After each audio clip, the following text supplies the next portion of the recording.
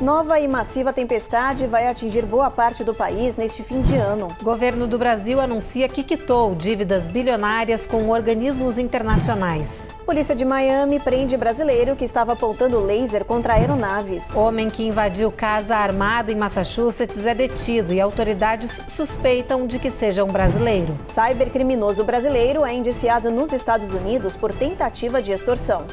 Além disso, o brasileiro pode responder também por outras 4 acusações de comunicações ameaçadoras. Se culpado, ele pode pegar até 2 anos de prisão e também arcar com mais multas financeiras.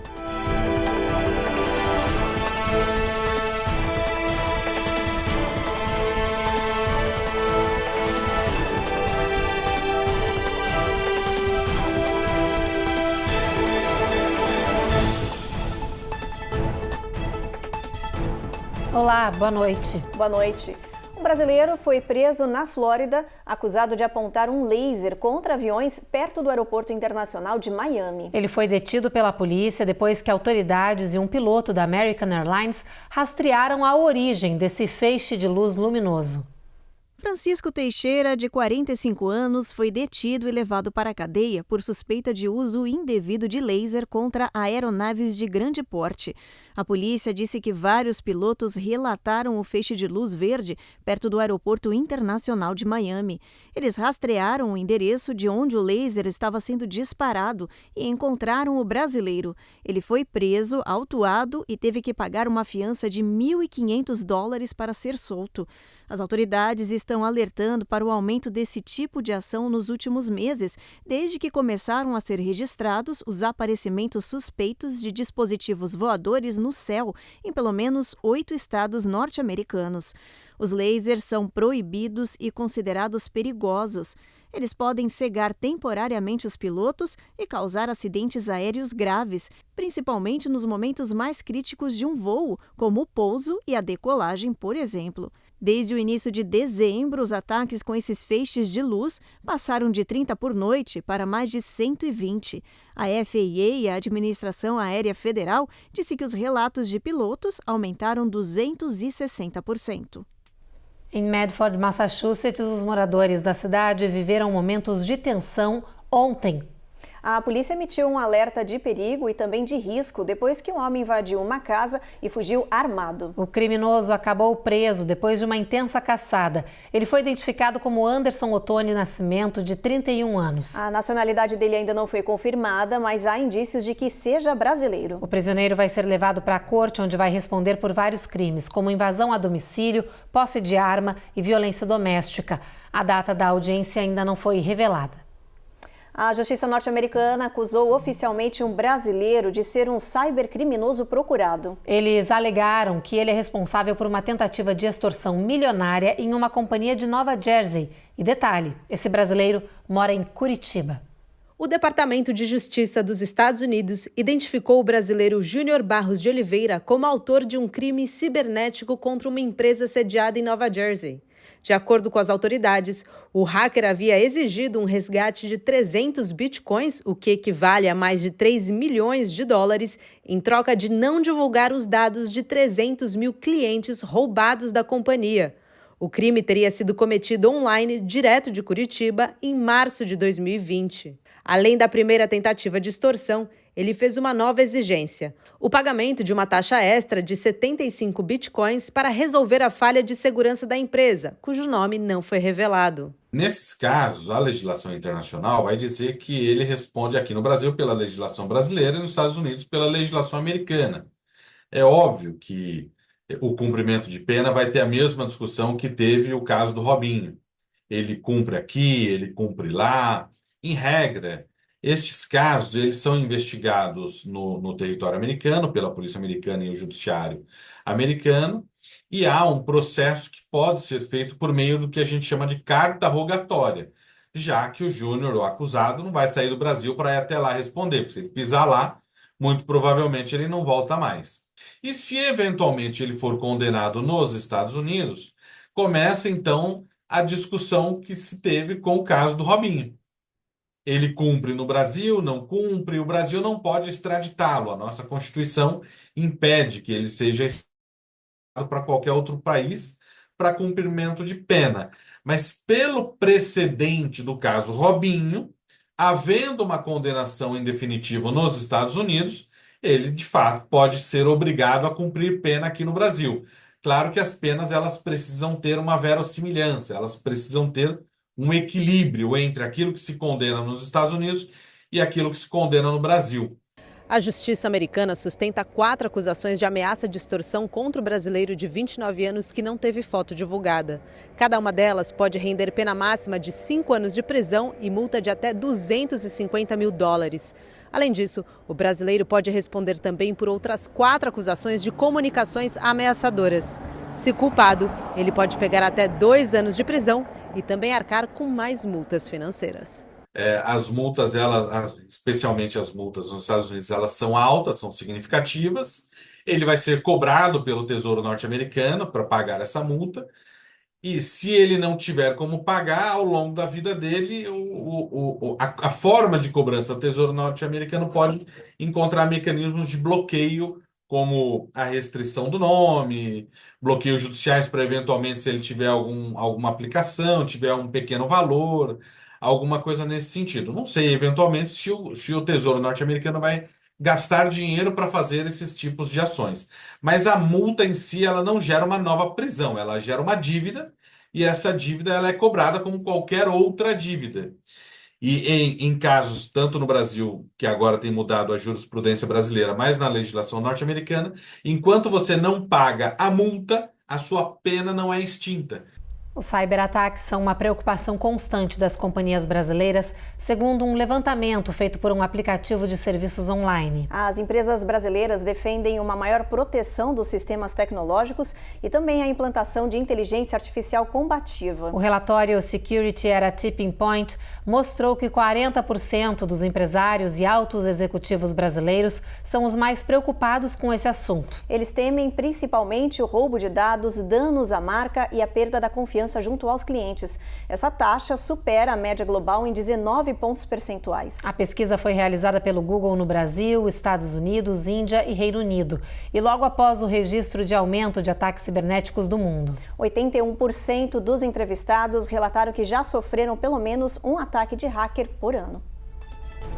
Depois do intervalo, autoridades disparam um alerta para golpes de oferta de emprego nos Estados Unidos. E a gente conta a história de uma entregadora de pizza da Flórida que esfaqueou uma cliente por não gostar do que recebeu de gorjeta.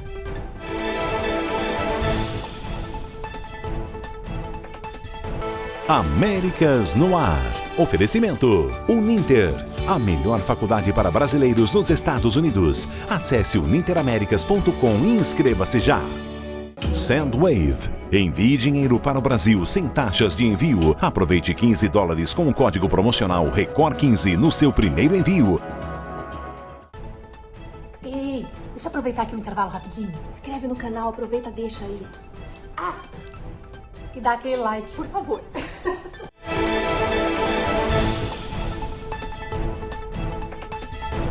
Autoridades federais ampliaram neste fim de ano os alertas para golpes de falsas ofertas de emprego. Esse tipo de crime tem crescido aqui nos Estados Unidos e hoje o principal meio usado pelos bandidos para caçar vítimas é através de mensagem de texto pelo celular. De acordo com a Comissão Federal de Comércio, esses golpes do falso emprego aumentaram significativamente nos últimos 4 anos. E como resultado, só no primeiro semestre de 2024, as perdas financeiras das vítimas que caíram nessas fraudes ultrapassaram $220 milhões. Segundo as autoridades, os golpistas encontram candidatos reais que estão em busca de vagas e entram em contato via online ou por telefone, oferecendo emprego com salário atrativo. Quando a pessoa se mostra interessada, os bandidos usam táticas avançadas com a tecnologia como aliada para enganar o suposto candidato, direcionando ele para sites falsos e realizando uma entrevista. Depois, a pessoa recebe documentos de emprego e formulários com aparência oficial para não levantar suspeitas. É nessa hora que as quadrilhas conseguem dados pessoais das vítimas, que também pagam por taxas falsas de inscrição para as vagas. Agentes de segurança alertam para os sinais de falsa oferta de trabalho. Fique atento a salários exorbitantes. Observe com atenção sites e endereços de e-mail. E sempre desconfie quando pedirem dados pessoais ou pedirem pagamento de depósitos e transferências de dinheiro. Segundo o governo dos Estados Unidos, hoje os golpes trabalhistas estão entre os 5 principais ataques fraudulentos do país. Em Kissimmee, na Flórida, uma entregadora de pizza foi presa depois de esfaquear uma mulher 14 vezes. O crime foi cometido porque ela não gostou de receber uma gorjeta que considerou baixa. As autoridades dizem que a filha da vítima, de 5 anos, testemunhou o ataque que aconteceu em um hotel de beira de estrada, onde a família estava morando, porque passa por problemas financeiros. Brianna Alvelo, de 22 anos, pode ser condenada à prisão perpétua pelo crime, enquanto a vítima, que está grávida, segue internada lutando para sobreviver. Segundo a polícia, Brianna entregou a pizza à família, recebeu $2 de gorjeta e foi embora. Depois voltou com um homem armado e atacou a mulher. Agora, Brianna está sendo acusada de invasão domiciliar, tentativa de assassinato, sequestro, agressão agravada e roubo, porque ela levou pertences da vítima. A polícia ainda procura pelo homem que estava com Brianna, ameaçando a mulher e a filha dela com um revólver. Agora, no final de ano, existe uma tradição que é praticada por muitas famílias aqui nos Estados Unidos, o de presentear os filhos com armas de fogo. Você já se perguntou por que isso acontece? Os pais chamam de ritual de passagem, mas muitos especialistas estão questionando essa cultura. É comum filhos acompanharem os pais nas lojas de armas desde muito pequenos, com 7 anos de idade. Eles aprendem a escolher o modelo, atirar e caçar junto com a família. Essa realidade nos Estados Unidos é considerada uma cultura, uma tradição. Quando os filhos completam 16 anos, a grande maioria ganha seu primeiro rifle como demonstração de confiança, responsabilidade e iniciação de uma nova fase de vida. Essa ação é chamada de ritual de passagem. As famílias dizem que as armas são interesse comum entre pais e filhos e isso aumenta o vínculo entre eles. Mas especialistas estão acendendo o sinal de alerta para os pais. Eles lembram que é preciso considerar várias realidades antes de dar esse passo. É preciso saber como é a relação dessa família dentro de casa, a saúde mental e o comportamento dos jovens. Nos dias atuais, muitos adolescentes se isolam e vivem em mundos alternativos na internet. Eles dão sinais de comportamento alterado ou perturbado e, por isso, os pais precisam avaliar essa tradição. Só depois que tiverem certeza de todos os riscos é que podem incentivar essa prática, um hobby ou um esporte. Depois do intervalo, o levantamento mostra aumento de pessoas morando em hotéis de beira de estrada por não conseguirem pagar o aluguel. E tem reportagens sobre os desafios do mercado de trabalho para o novo ano que se aproxima.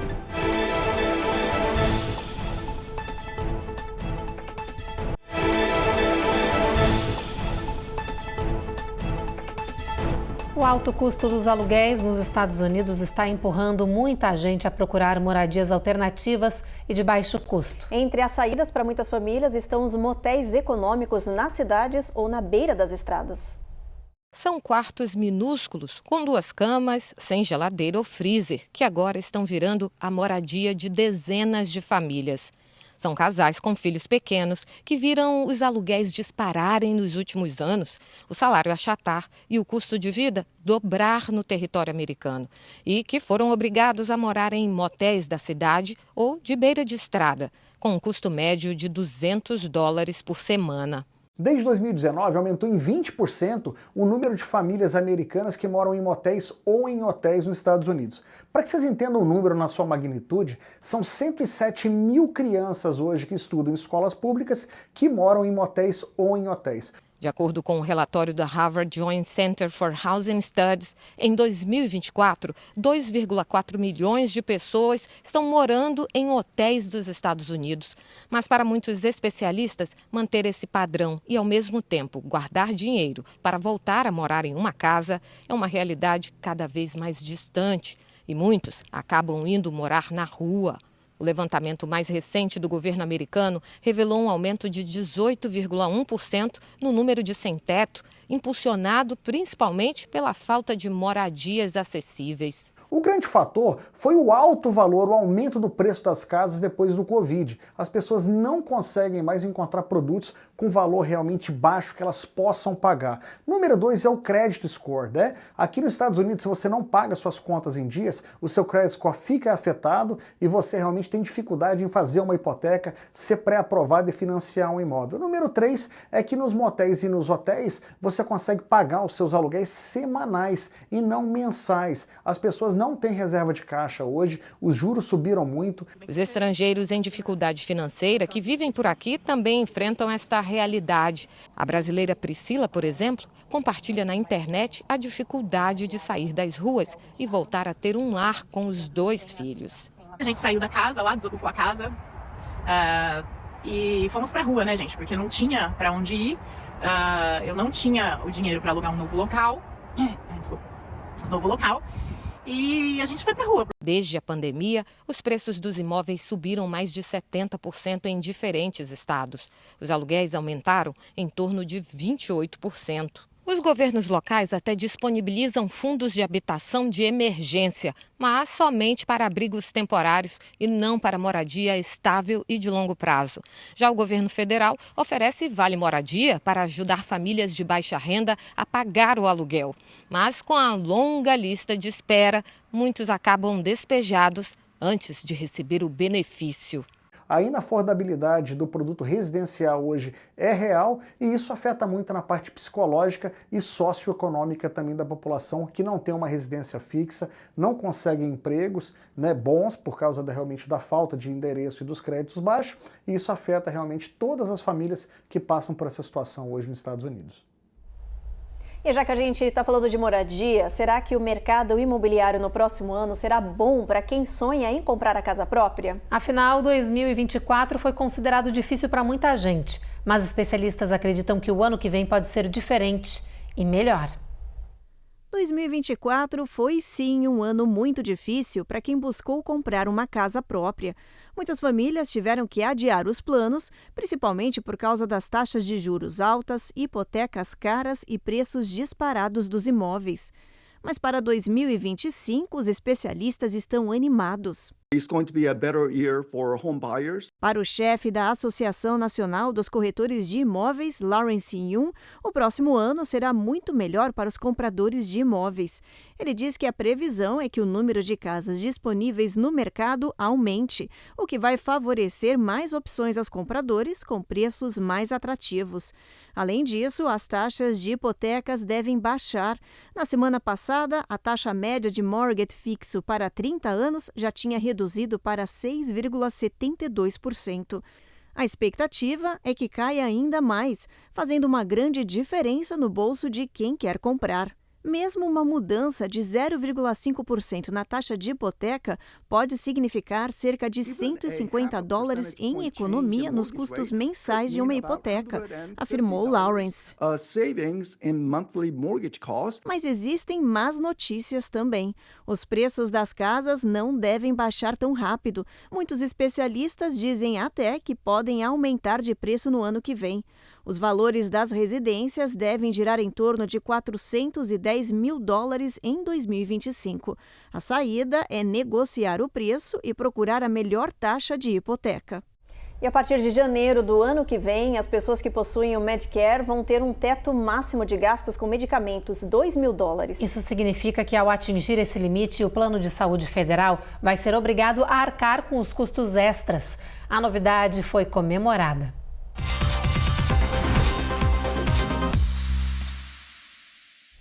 O novo limite de preço faz parte da Lei de Redução de Inflação para os moradores e será aplicado em todos os medicamentos prescritos pelo Plano Federal de Saúde. Especialistas dizem que esse teto de gastos vai aliviar o bolso de muitas famílias, idosos e doentes de câncer que dependem de medicamentos caros. Outra novidade é que os beneficiários do Medicare vão poder ainda optar pagar as contas com remédios em parcelas em vez de pagar tudo de uma só vez. Essa mudança surge após anos de protestos públicos sobre os valores abusivos dos medicamentos prescritos e para tratamentos específicos de câncer. A Casa Branca espera que os pacientes paguem agora um pequeno copagamento ou um percentual de custo do medicamento de 5%. A medida deve beneficiar muita gente. Mais de 60 milhões de pessoas estão inscritas no Medicare. A seguir, o governo do Brasil anuncia que quitou dívidas bilionárias com organismos internacionais. E tem alerta para a formação de uma nova e massiva tempestade que vai atingir boa parte do país neste fim de ano.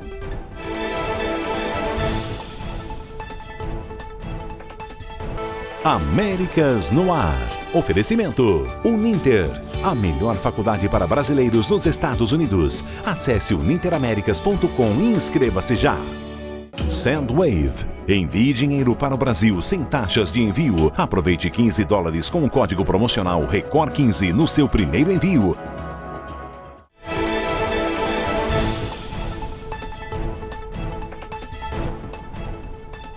O governo brasileiro anunciou que quitou neste ano 1,9 bilhão de reais em dívidas com organismos internacionais. Entre eles estão a Organização Mundial do Comércio, a Unesco, a OMS e as Nações Unidas. Segundo o Ministério das Relações Exteriores, os pagamentos asseguram ao Brasil o poder de negociação nesses organismos multilaterais. É que se um país não estiver em dia com suas obrigações financeiras externas, não tem poder para pautar temas ou fazer exigências em negociações. Segundo o Itamaraty, a atual gestão segue comprometida em cumprir o seu papel na agenda multilateral mundial na busca por uma maior liderança para o futuro. Vamos dar uma olhadinha no mapa, ver como é que vai estar a previsão do tempo para o final de semana. A gente começa por Boston, que tem tempo encoberto com mínima de 39. Tem chuva em Nova York, mínima de 44, máxima de 49. Norfolk a gente tem tempo encoberto. Em Atlanta a gente tem trovoado ao longo do dia com mínima de 52, máxima de 57. Na Flórida tem pancada de chuva em toda essa região aí com máxima de 82. New Orleans o sol não dá as caras por lá. Em Houston a gente tem pancadas de chuva ao longo do dia, Evelyn. Na faixa de Brownsville até San Antônio a previsão é de tempo encoberto, máxima de 87 nessa área do país. Em El Paso também previsão de sol entre nuvens, mínima batendo 43. Uma mínima menor ainda em Albuquerque, na previsão, olha só, 32 para esse final de semana. Em Phoenix, no Arizona, a previsão é de tempo encoberto, assim como em Las Vegas. Los Angeles, na Califórnia, a mesma situação, vai estar até mais friozinho do que em São Francisco. Por lá, tem previsão de pancada de chuva, o sol vai aparecer um pouco tímido, mas a máxima chega a 62. E tempestades severas de chuva, granizo e vento atingiram o oeste e o sul dos Estados Unidos ontem, deixando um rastro de destruição. E a previsão para o final de semana não é animadora. Mais tormentas com chuvas e tornados devem atingir boa parte do país, principalmente da faixa da Louisiana até o Alabama. Estão previstas tempestades de costa a costa e isso pode atrapalhar os planos de milhões de pessoas que planejavam viajar no final de semana para se preparar para a virada do ano. Os meteorologistas dizem que a tempestade atmosférica que atingiu ontem o Texas com vários tornados e que deixou um rastro de destruição está se movendo pelo sul. O final de semana deve ser com chuva intensa, granizo, ventania e risco de tornado da Louisiana pelo Mississippi até o Alabama. O norte da Flórida pode sentir os reflexos dessas tormentas. Esse mau tempo pode forçar companhias aéreas a desviarem rotas ou cancelarem pousos e decolagens. Só nessa sexta-feira, 2.800 voos foram suspensos por causa do clima severo. As montanhas da costa oeste também vão enfrentar chuva e neve. A expectativa é que caia até 2 pés de neve nessa região. No noroeste e norte da Califórnia, são esperadas rajadas de vento de mais de 75 milhas por hora. A expectativa é de queda de energia nessa área. Na costa leste, a previsão é de tempestade intensa com risco de inundação, que vai atingir desde a Flórida até Nova York. Geórgia e as Carolinas já emitiram alertas de mau tempo aos moradores. Os meteorologistas estão alertando milhões de pessoas para terem cautela e cuidado no final de semana. Eles também estão pedindo para as pessoas acompanharem a previsão do tempo. Todo final de ano é a mesma coisa. Tá todo mundo mais relaxado, cansado, fora da rotina, mas tem um hábito que ganha espaço nessa época do ano e que pode ser um perigo para o ano que está chegando. Ficar assistindo a televisão até mais tarde, invadindo a hora de preparar o sono para ter uma boa noite de descanso. Os médicos alertam para os riscos desse hábito para a saúde. Dormir bem é importante para a nossa saúde em geral. E embora seja recomendado que adultos tenham pelo menos 7 horas de sono todas as noites, médicos dizem que a maioria não está dormindo o suficiente, o que afeta a qualidade de vida e pode potencializar o surgimento de depressão, fadiga e doenças crônicas. E se você tem assistido televisão até mais tarde ou anda deixando ela ligada enquanto tenta cochilar, Isso pode estar afetando a qualidade do seu sono. People sleeping with the TV on is a very common thing. A psicóloga Tivona Childs, da Cleveland Clinic, diz que não há filtro de luz azul na TV, como existem hoje em dia nos celulares, e que essa luz que vem dos televisores acaba impactando negativamente o sono. The blue light kind of reminds us of the sun, so it disrupts our circadian rhythms. A médica explica que a luz da TV é reconhecida pelo nosso corpo como semelhante à luz solar. Então, ela interrompe o nosso ritmo circadiano, que é como um relógio interno que regula o funcionamento do nosso organismo, afetando o sono. But we're waking up when we're not rested. Mas é possível melhorar a qualidade e o tempo do seu sono. O segredo é fazer uma boa higiene dele seguindo esses passos. Evitando cafeína e álcool antes de dormir, não tirando cochilos ao longo do dia, baixando as luzes da casa ao escurecer, não ficar assistindo TV ou mexendo no celular quando vai deitar na cama e substituir esses hábitos por ouvir música ou podcast, ler um livro ou meditar. A alimentação também é importante. Evitar uma alimentação com alimentos muito pesados, né, próximo do horário de dormir. Uma refeição mais leve, para que não fique fazendo aquela digestão de alimentos pesados antes do sono, né? No Brasil a gente brinca, né? A questão da feijoada antes de dormir, não é o ideal. Outra dica importante é manter uma rotina de sono consistente, indo dormir e acordando sempre nos mesmos horários, inclusive nos finais de semana. Uso o telefone, aí para eu poder dormir eu tenho que desligar, senão eu não durmo. Se eu durmo em paz, sem pensar em nada, eu durmo bem. Mas se eu me preocupo com qualquer coisa, aí não vai às 10 horas, vai 6 horas, 5 horas e acordo mal-humorada. Mas quando eu durmo bem, passo o dia bem, só sorrindo. Não durmo bastante horas. Geralmente, mas isso já há muitos anos, eu durmo bem pouco. 6 horas, mais ou menos. 6 horas. Quando eu durmo bem é 7. Eu geralmente, assim, depois que eu coloco os meninos na cama, né, que tá todo mundo dormindo, eu geralmente sou a última a dormir, aí eu faço minhas orações, converso com Deus, e aí eu acho que isso me ajuda muito a dormir, né, bem. E o Jornal Américas no Ar termina agora. Você fica com o Rico e Lázaro, um bom final de semana e a gente se encontra de novo na segunda. Até lá. Até.